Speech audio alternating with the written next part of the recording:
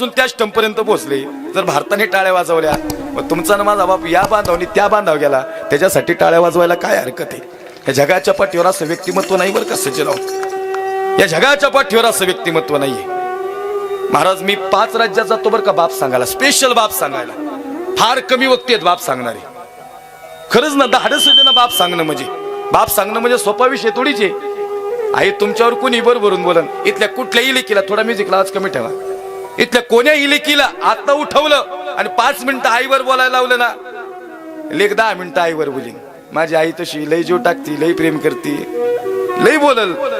पण बापावर बोलायला लावलं ना, हातपाय थरथर कापते. काय सांगायचं म्हाताऱ्याचं, त्यांनी बी प्रेम केलंय. पण काय झालंय माहिती का, तुम्ही पडद्याच्या समोरचे कलाकार आहेत आणि पडद्याच्या आडचा कलाकार म्हणजे बाप आहे.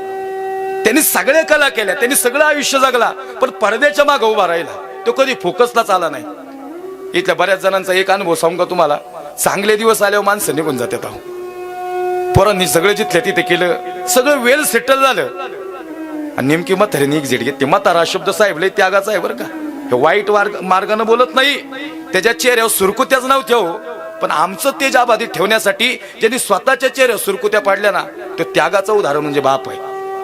अजून सांगू का, तुमची माझी दिवाळी आधीची जर आठवली ना, तर चांगली दिवाळी नव्हतीच ती. आता इथं बसलेले 50% पोर आहेत साहेब, ज्यांनी फुसके निघलेले श्रीमंताचे फटाकडे मग गोळा करायला गेलेत. त्यांनी फटाकडे वाजून व्हायचे, त्यांचं लक्ष्मीपूजन व्हायचं आणि मग पोराची बिचारी बाजूला उभी राहायची. म्हातारी म्हणते जाऊ द्या हो, नका लय मनाला कुसू. नाही ग, हे श्रीमंताची सगळी पोरं फटाकडे वाजवत्यात आणि माझ्या पोराच्या अंगावर नवीन कपडेच नाहीत. पोरग कालपासून म्हणते बाबा दिवाळी साजरी कधी करायची. खरं सांगू का, नव्हती झाली आधी दिवाळी साजरी. आता दिवस बदलले ते मान्य आहे गड्या, पण आधीचे दिवस फार वाईट होते. इथं बसलेली आता 50% रेशो नाही धरत, 80% रेशो आहे की प्रत्येकाच्या बापाने चांगल्या कपड्याच्या दुकानात पोरांना घेऊन गेलेला आहे लहानपणी. आणि तुम्ही मी सगळ्यात महाग ड्रेस काढलेला आहे दुकानातला, हट्ट धरलेला आहे. त्याच्या खिशात नव्हते तेवढे पैसे, त्यांनी लई गाजगीज केली दुकानदाराबरोबर, पण ते कपडे घेतले बरं का त्यांनी. मी असं म्हातारं बघितलं, एकटं बसलो होतं. पोरं म्हणतात बाबा अरे सगळी दिवाळी साजरी करतात. ते म्हणते यंदा पिकाला भावच नाही आला. अरे असा मेथीच्या गड्डे घेऊन बसणारा बाप बघितला आम्ही. पायात काटे रुतले होते. पोरं म्हणली बाबा यंदा आता येताना आज तरी मिठाई आणा बरं का. त्याला वर्ष झालं ते आश्वासन देतोय पोरांना मिठाई घेऊन येणारे, नाही आला तो आज बी मिठाई घेऊन. रोज पोरं म्हणतात एक दिवस बसला, पायात काटा रुतलेला गड्या, मेथीच्या गड्ड्या सगळ्या टाकल्या. ज्यांनी त्यांनी मागावं 15 रुपयाला 10 रुपयाला 2 मेथी द्या. पण कोणीतरी दातृत्ववान व्यक्ती ह्याच्यातला होता. त्यातला एक दातृत्ववान व्यक्ती होता जो समोर आला आणि ज्यांनी अंतकरण दाटून आलं, त्यांनी महाराज 20 रुपयाला ते 25 रुपयाला एक मेथी घेतली. सगळ्या गड्ड्या गाडीत टाकल्या. म्हातारं आज लय आनंदात घेतले. का माहितीये का, पोरांसाठी. तुम्हाला माहिती का, आई बापाला काहीच नकोय, ती पोरांच्या सुखात सुखी आहेत. अहो ती लय थाटात सांगतात माझं पोरग कीर्तनकार आहे, माझा पोरग व्यावसायिक आहे आणि त्याच्यासारखा नादच नाही करायचा. मी आत्ताच मागच्या महिन्यात एक बाप बघितला.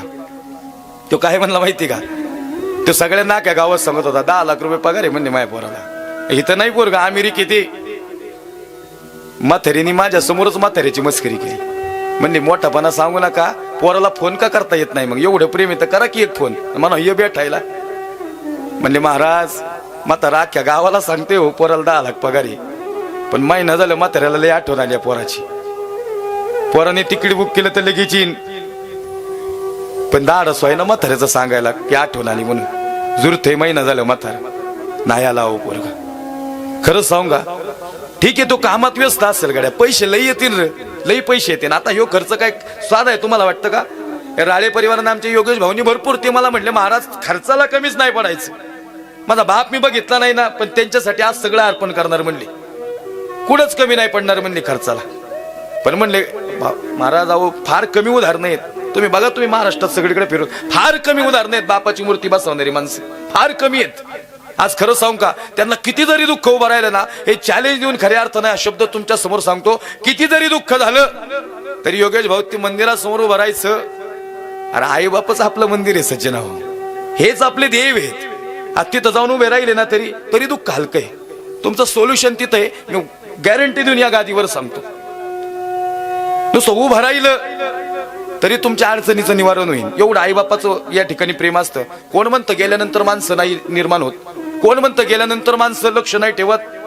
लक्ष नाही का? आपला सनातन धर्म हिंदू संस्कृती आहे, याला गरुड पुराणात काहीतरी वर्णन आहे. आणि एक वाक्य सांगू का, कुणाला किती विश्वास बसेल काय माहिती नाही, पण या जगाच्या पाठीवर एक अदृश्य शक्ती आहे जे सगळ्यांच्या सोबत काम करते. एक शक्ती, अदृश्य शक्ती, माहिती नाही गड्या, जी आम्ही अनुभवली प्रत्येक वेळात आणि इथं बसलेल्या प्रत्येक व्यक्तीने अनुभवली असेल. त्याच्यात बरेच गोष्टी काम करतात. त्यात लॉ ऑफ अट्रॅक्शन काम करतं. कधी कधी वाटावं ही गोष्ट होणार आहे आणि तीच गोष्ट घडती. कधी कधी तो व्यक्ती आठवलेला असतो आणि 10च मिनिटात तो व्यक्ती समोर दिसतो. हे होतं बरं का, प्रत्येकाच्या जीवनात असं घडतं. काय झालं माहिती का योगेश भाऊ, तुम्हाला यश काय माहिती का? हे यश तुमच्या वडिलांची थेट कृपा तुमच्यावर झाली. ते म्हणले गड्या माझं लेकरू 3 वर्षाचं होतं ना, तो आम्ही निघून गेलो, पण त्या लेकराच्या आयुष्यात यश द्यायचं. मी एकट्या योगेश भाऊचं नाही सांगत, इथं बसलेल्या प्रत्येक लेकराचं सांगतोय, त्यात मी बी इन्क्लूड. आज माझा बाप अभिमानाने सांगतो माझं पोरगं लय मोठा कीर्तनकारी. आता किती मोठे कीर्तनकारी आम्हाला माहिती नव्हतं, पण जिथं बापाने सांगितलं ना मोठा आहे, मग तिथं पोरगा मोठा आहे. लक्ष नाही का? नाही, या जगाच्या पाठीवर असं प्रेम नाही. आई तुमच्या डोळ्यात जसं पाणी आलं ना, तसं इथं बसलेल्या बापांच्या बी डोळ्यात पाणी आहे. फार कमी वेळ राहिलाय कीर्तनाचा माझ्याकडे. म्हणून मी या परिवाराला खरं विनंती करन, खरं सांगू का महाराज, 2 हातात पिशवे घेऊन गेला अख्ख्या बाजारात, त्याला सहन नाही झालं फाटक्या कपड्यातली पोरं. म्हातारी म्हणते नाही रुपये तुमच्याकडे, जाऊ द्या मरू द्या, पुढच्या वर्षी करू दिवाळी साजरी. पण मी तिला भाव आला, 30 रुपयाला गड्डी घेतली, लई मोठं मन झालं. मिठाईच्या काउंटरवर पैसे ठेवले. मिठाईवाला म्हणतो आज लई खुश आहे. म्हणले बाबा, ते म्हणलं काय नाही, आज पहिल्यांदाच मिठाई घेऊन चाललो एका वर्षातून. पोरं रोज मागतात, रोज लोकांच्या पोरांकडे बघतात. ज्याच्या घरात चहाला दूध नाही तो काय मिठाई दिन घरात. पण खरं सांगू का, तो थरथरता हात आम्ही डोळ्याने बघितला ना गड्या, त्याने असा मिठाईचा बॉक्स समोर ठेवला, पोरं तुटूनच पडली त्याच्यावर, आणि म्हातारी एकटो कोपऱ्यात जाऊन रडायला लागले. म्हातारी म्हणते जाऊ द्या, एक दिवस तर परमेश्वराने तुमच्या जीवनात आणला असा. ते म्हणलं परमेश्वरा, हा दिवस माझ्या जीवनात रोज येऊ दे रे, रोज माझी जीवनात दिवस येऊ दे, माझी पोर आनंदित झाली पाहिजे. तेच पाहिजे असतं त्याला, बाकी काहीच नको. लक्ष नाही का? अरे तुम्ही त्यांच्या सोबत जेवले पाहिजेत, हेच बापाला पाहिजे. अजून वेगळा बाप काहीच सांगणार नाही गड्या. खरंच 2 पिशव्या घेऊन जाताना बाप दिसला. बाप स्वाभिमानी बाळा, अरे त्याचा कण खरं कणा, त्याच्या हृदयात सुद्धा लाजाळूची संवेदना, त्याची पहाडाची छाती, त्याचं हृदय गुलाब, त्याच्या घामाच्या धारांना हिऱ्या मोत्याचा रुबाब. अरे कुणासाठी? घर बायकानं मुलं यांना जगवण्यासाठी बाप होतो विडा पिसा एक पैशासाठी.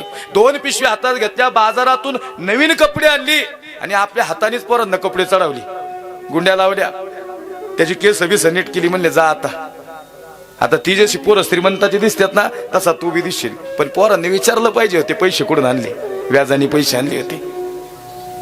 दिवाळीला पोरं उड्या मारायला लागली आणि म्हातारं कोपऱ्यात बसून रडायला लागले. म्हातारी म्हणते का हो, आता तुम्ही हसले पाहिजे ना. ते म्हणतं खरं सांगू का, आज लय आनंद वाटतो ग. पैसे कसे फेडणारे माहिती नाही, पण ही पोरं माझी मॅच झाली ना सगळ्या पोरांच्यात. ती कालपर्यंत वेगळी दिसत होती, पण आज ती बागडत्यात, खेळत्यात, फटाकडे वाजवत्यात, आपल्या घरासमोरचा आकाश कंदील बघत्यात, आणि पोरं म्हणत्यात माझ्या बी बाबांनी मला कपडे आणली. याच्यात मला लय आनंद वाटतोय.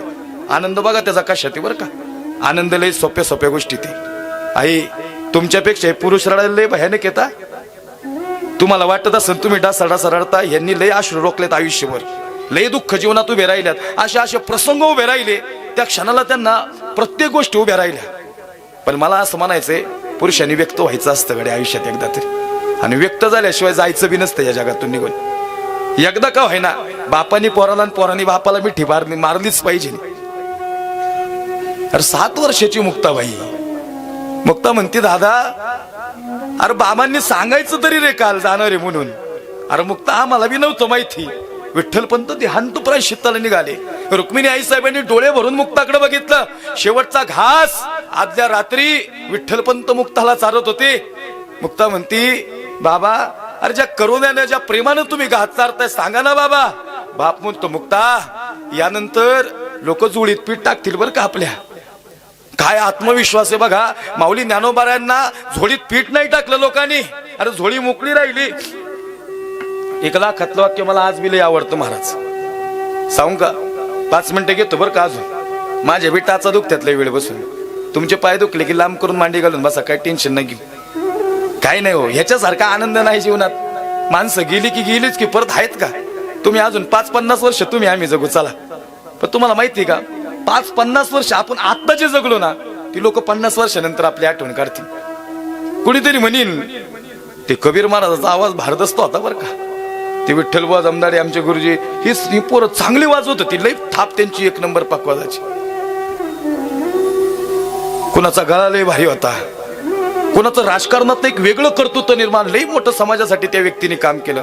व्यावसायिक क्षेत्रात या व्यक्तीने फार मोठं काम केलं. 50 वर्षानंतर तुमच्या माझ्यावर चर्चा होणार या अवजी 60 ते त्यांनी बोनस घेतलाय, आम्ही 35-30 जाऊ, शाश्वती नाही अजिबात नाही, सांगता नाही येत आता. पण मला असं वाटतं काहीतरी असं इथं सोडून गेलो पाहिजे गड्या, की गेल्यानंतर आपण किमान 100 वर्ष लोकांच्या जीवनात हृदयात जिवंत राहिलं पाहिजे. आपण गेल्यानंतर कुणीतरी आठवण काढली पाहिजे ना. मग रुपेश भाऊ आता बघा किडे मुंग्या बी जगतात आणि आपण बी जगतोय ना, आपल्या त्यांच्या जगण्यात काहीतरी वेगळं पण आहे. आपल्याला मनुष्याचा देह दिलेला आहे. सर्व देहा माझी पाहो अति दुर्लभ मनुष्य देहो, याची प्राप्तीचा संभवतो अभिप्राव अति दुर्गम. दुर्लभ आहे मनुष्य देह. मग एकदा मिळाला ना गड्या, खरं सांगू का असं गमक साधायचं ना आयुष्यात लोकांनी लक्षात ठेवलं पाहिजे, लक्षातच ठेवलं पाहिजे. आणि तुम्हाला खरं सांगू का एकदा यश आलं ना तुम्हाला हिनवलेली माणसं सॅल्यूट करतात. आता इथं किती अशी माणसं आहेत जी प्रतिकूल परिस्थितीत होती, पण आता परिस्थिती बदलली आहे. का बदलली माहिती का?